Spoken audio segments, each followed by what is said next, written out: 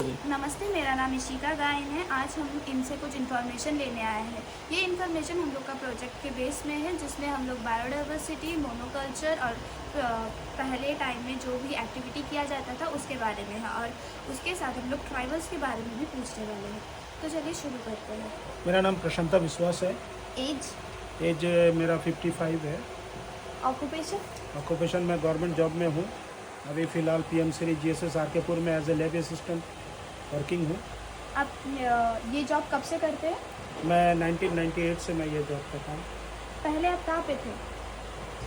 पहले means job में या जॉब में मैं पहले नेताजी नगर, उसके बाद हटबेग, फिर आरकेपुर। अच्छा, आप क्या यहीं पे जन्म लिए हैं? नहीं, मैं यहाँ पे जन्म नहीं लिया। तो आप कहाँ थे? मैं बेसिकली मैं तो बंगाली हूँ, लेकिन बेसिकली मेरा जन्म हुआ नैनीताल। उस समय यूपी था, फ़िलहाल उत्तराखंड है। आप यहाँ पे आने के बाद पीएम श्री जीएसएस स्कूल में कितना बदलाव हुआ है? पीएम श्री जीएसएस में बहुत सारी बदलाव हुई है। जैसे पहले PM Shri GSS RKpur pure Bengali medium था। अब जो है यहाँ पे 3 मीडियम हो चुका है, बांग्ला मीडियम, इंग्लिश मीडियम और हिंदी मीडियम। तो ये सारी बदलाव हैं। और पहले आर्ट्स स्ट्रीम था, उसके बाद साइंस हुआ, फिर उसके बाद कॉमर्स इंट्रोड्यूस हुआ, अब तो आर्ट्स भी है। तो वैसे ही बदलाव तो एक नियम है, बदलाव होता रहेगा। How did you survive in your hard time? Hard time तो जैसे ही वैसे सारे लोग सर्वाइव करते हैं उसी तरह। लोग को यहाँ का वेदर के बारे में बता सकते हैं? हाँ, वेदर तो काफ़ी चेंजेस हुआ है।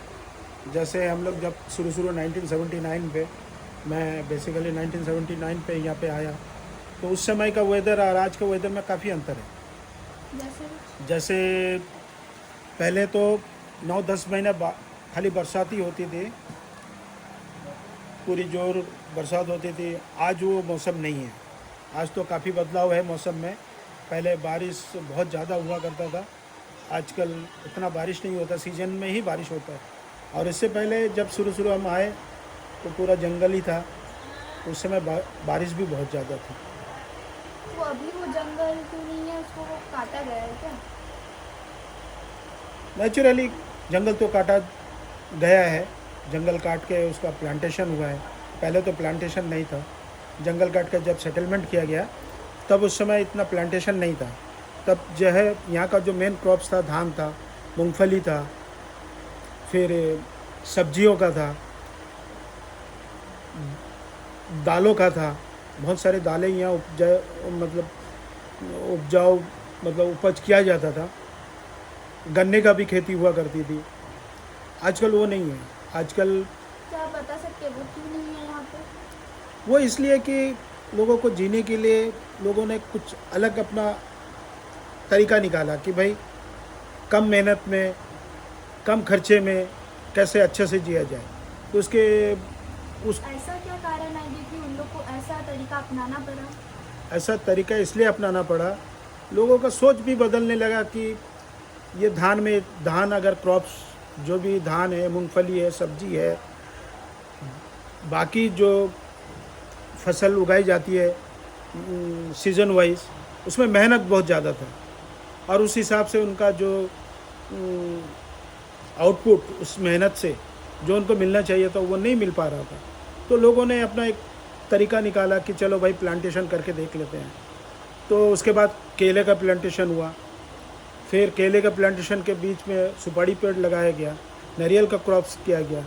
जब से सुपारी और नारियल क्रॉप शुरू हुआ तो किसी एक किसान ने लगाया, उसमें उनका फसल अच्छा हुआ, उसमें पैसा भी काफ़ी मिला। तो इसको देख के फिर दूसरा इंस्पायर्ड हुआ, फिर तीसरा, इस तरह करते करते पूरे लिटिल अंडमान में आज प्लांटेशन का ही क्रॉप्स है। पहले जब यहाँ पे जंगल था तब कौन सा एनिमल दिखता था और अभी वो क्यों नहीं दिखता है? बहुत बढ़िया ये सवाल है आपका। पहले जब शुरुआत में जो यहाँ का बायोडाइवर्सिटी था वो कुछ अलग था मेरे नज़र से।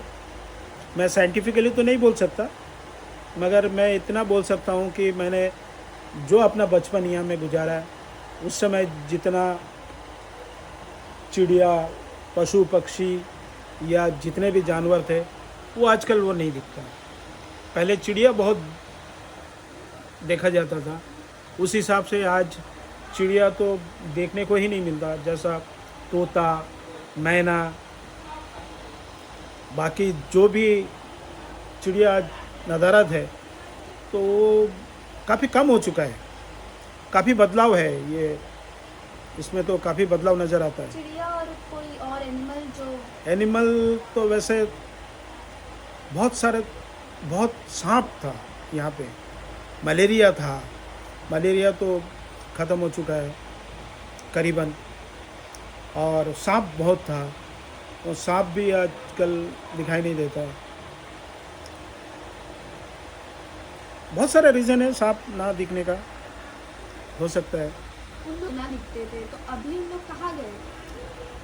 अब तो मेरे ख्याल से उनका, अब साइंटिफिकली तो मैं नहीं बोल सकता क्योंकि मैं उस पर रिसर्च नहीं किया, मगर जो नज़र आता है कि वो कमियां तो है, बहुत कम हो चुका है, पहले जैसा नहीं है ना। पहले तो रास्ते पे चलते हुए सूअर दिख जाता था, जंगली सूअर, जो लिटिल अंडमान का एक मेन जानवर है, जो जंगल में ही उसको पाया जाता है। रास्ते में ही सूअर दिख जाता था। जब हम स्कूल जाते थे, ग्राउंड में सूअर दिख जाता था। सूअर भगाने के लिए हम लोग भागते थे, बचपन ऐसा हमारा गया। आजकल वो सूअर भी नहीं दिखता, बहुत काफ़ी गहरी जंगल में उसे अभी पाया जाता है, ऐसा नहीं कि नहीं पाया जाता है। आपने ये सूअर या फिर सांप अपने लास्ट टाइम कब देखा था? जंगली सूअर देख के तो मैं अरसा हो चुका है, मैं जंगल उंगल जाता नहीं। आप लास्ट ईयर या फिर कुछ बता सकते हैं? नहीं, मैं जंगली सूअर जंगल में देखकर, क्योंकि मैं हमेशा जंगल जाता नहीं। जो जाते हैं शायद वो उनको नज़र आता होगा, काफ़ी गहरी जंगल में जाना पड़ता है आजकल देखने के लिए। लेकिन मैं 20-25 साल पहले एक बार देखा था, यहीं मेरा पास में जंगल में। आजकल तो वो दिखाई नहीं देते। उन लोग यहाँ पे भी दिखते क्यों नहीं है, इसका कारण बता सकते हैं कि क्यों नहीं दिखते? पहले तो दिखते थे यहाँ पे, अभी क्यों नहीं दिखते? इसका देखिए, exact reason? एक सीज़न तो देखें, एक तो इंसान द्वारा उसे मारा गया, मारा जाता भी है। फिर जो बायोडाइवर्सिटी का चेंजेस हुआ है, बायोडाइवर्सिटी का जो चेंजेस, क्या वो एनिमल द्वारा आपका क्रॉप हार्म किया जाता था? हाँ, बहुत हार्म होता था। उसको मैनेज कैसे किया जाता था? मैनेज भगाया जाता था, उसको भगाते थे कि जानवर जो है, जो भी सूअर वगैरह जो भी है, वो कम से कम क्रॉप्स को बर्बाद ना करे। तो उसके लिए बहुत सारा तरीका अपनाया जाता था। आग जलाया जाता था, फिर रात को पहरा दिया जाता था उसको भगाने के लिए। आज वो नौबत नहीं है, क्योंकि आज तो क्रॉप्स के नाम पे अभी सुपारी और नारियल है, जो खास करके इस आइलैंड का जो भी प्रजाति है ये सूअर, इसका तो सुपारी और नारियल से कोई मायने ही नहीं रखते, उसको खाना नहीं है उसको। तो इसलिए वो काफ़ी गहराई में चले गए, और जंगल में ही जो उनको मिलता है वो उसी से उनको शायद। आप जब यहाँ पे आए तभी क्या पानी का यहाँ पे कुछ कमी था? पानी का कोई कमी नहीं था, अभी कमी कह सकते हैं। उस समय पानी का कमी नहीं था, क्योंकि नदी नाला और जो भी कैनल वगैरह है उसमें हमेशा पानी हुआ आप करती जब थी। आए थे तब डैम बन चुका था कि? नहीं, डैम तब नहीं बन चुका, तब नहीं बना था डैम। डैम तो काफ़ी बाद में बना, 90s के आसपास। क्या डैम द्वारा कोई फायदा हुआ है? डैम द्वारा कोई फ़ायदा हुआ नहीं किसानों को। डैम को बनाने के लिए हमने सुना है बहुत सारा जंगल हटाना पड़ा, वहाँ पर बहुत सारे एनिमल था जिसको हार्म नहीं पहुँचा, उसका बारे में कुछ करना चाहिए? एनिमल का तो हार्म पहुंचाना, देखिए जंगल काटेंगे तो एनिमल तो हार्म पहुंचेगी। वैसे इंसान द्वारा कि जानवर को मारा गया ऐसा नहीं है, जंगल तो काटा गया, जंगल काट के ही डैम बना। डैम कितना साल पहले बना है? ठीक से याद नहीं है, करीबन 30-35 साल पहले ही तो बना होगा, 35 साल पहले बना होगा। डैम बनने से पहले क्या वहाँ पे जाने के लिए कोई रोड था?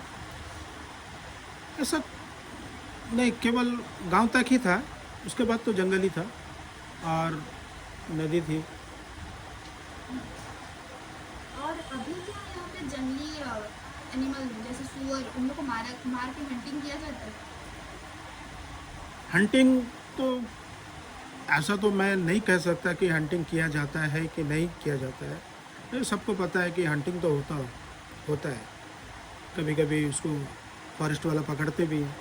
हंटिंग तो होता है, लेकिन ऐसा तो नहीं कह सकता कि हंटिंग नहीं होता है या मैं देखता हूँ कि हंटिंग हो रहा है, ऐसा नहीं कह सकते। चोरी छुपे तो हंटिंग होता है। यहाँ का जो बाजार है वो कब स्टैब्लिश हुआ? बाज़ार यहाँ इस्टेब्लिश हुआ 1973 से ही इस्टेब्लिश हुआ। इक्का दुक्का दुकान था, उसके बाद आस्ते आस्ते बाज़ार का डेवलपमेंट हुआ। और यहाँ पे जो पंचायत थी वो कब स्टैब्लिश हुआ? पंचायत यहाँ पे पहले पंचायत ऐसा था कि रविंद्र नगर, विवेकानंदपुर, आरकेपुर और नेताजी नगर मिला के एक पंचायत था और पूरे हडवे में एक पंचायत था, दो पंचायत था। और इसका पंचायत शुरू हुआ 1980 से।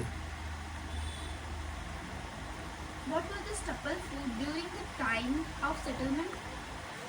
स्टफर कौन सा मेन फूड था आप लोग जब यहाँ पे सेटल हुए तब कौन सा मेन फूड था यहाँ का? यहाँ का मेन फूड मीन्स वही चावल था। चावल का ही खेती किया जाता, तो चावल ही सबसे ज़्यादा सेटलमेंट बंगाली से है, तो चावल को ही प्रेफर करते हैं। चावल ही था मेन यहाँ फूड। पे सेटलमेंट कब से होना शुरू हुआ? 73 से 73 से फर्स्ट सेटलमेंट हुआ। अब तो बोले ना यहाँ पे डैम बना है कुछ साल 30 साल हो चुका है बन के। 30-35 साल हो चुका है। उससे पहले वहाँ पे क्या था? जंगल ही था। कुछ नाली वगैरह कुछ? हाँ, नाला तो था। नाला तो नेचुरल है, वो तो नाला तो शुरुआत से ही था। जब से ये आइलैंड बना तभी से नाला था। वहाँ का बायोडाइवर्सिटी में कोई चेंजेस आया डैम बनने के बाद? देखिए, जंगल काटेंगे तो बायोडाइवर्सिटी में तो चेंजेस आएगा ही। अब क्या क्या चेंजेस आया वो तो साइंटिफिकली प्रूव करना पड़ेगा कि हाँ, चेंजेस तो काफ़ी है। क्या डैम से कोई पानी सप्लाई किया जाता है हमारे यहाँ पे? डैम से तो असल में डैम जो बना था कैनल इरिगेशन के लिए कि सबके खेत में पानी जाए, कैनल भी बन चुका था, लेकिन वो पानी सक्सेस नहीं हुआ। लेकिन अभी डैम का पानी जो है पीने के लिए सप्लाई किया जाता है। Do you want any further development in your village?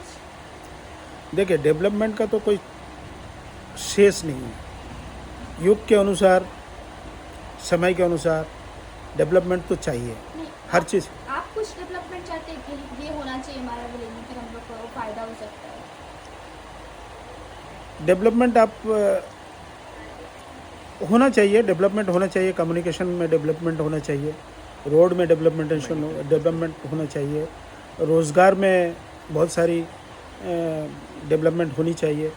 बेरोज़गार बहुत बढ़ चुका है, बेरोज़गारी बहुत बढ़ चुकी है, तो उसमें बहुत सारा काम होना चाहिए।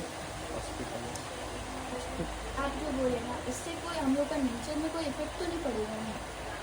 डेवलपमेंट की वजह से देखिए,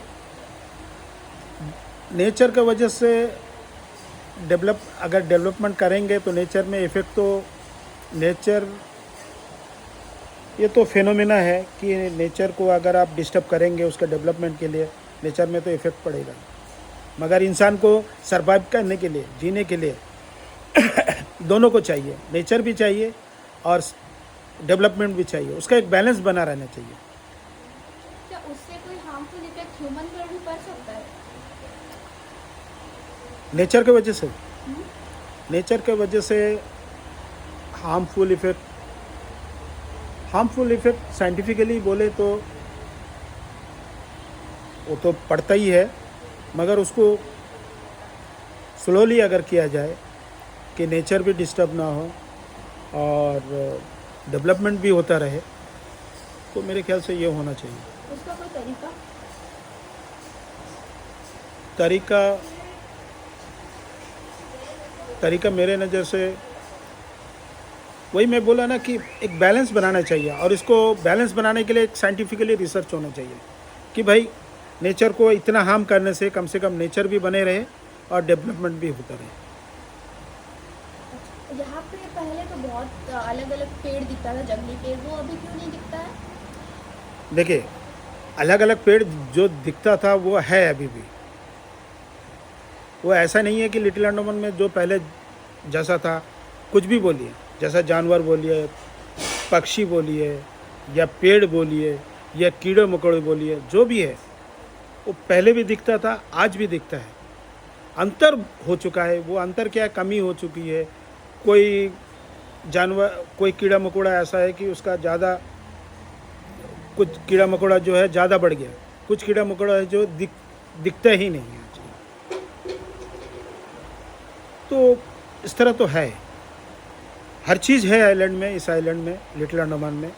मगर क्या है कि कुछ बड़ा है, कुछ घटा है। इसका कोई कारण? कारण तो वही है कि नेचर को आप डिस्टर्ब करेंगे तो फिर नेचर में कुछ परिवर्तन तो आएगा ही। Thank you.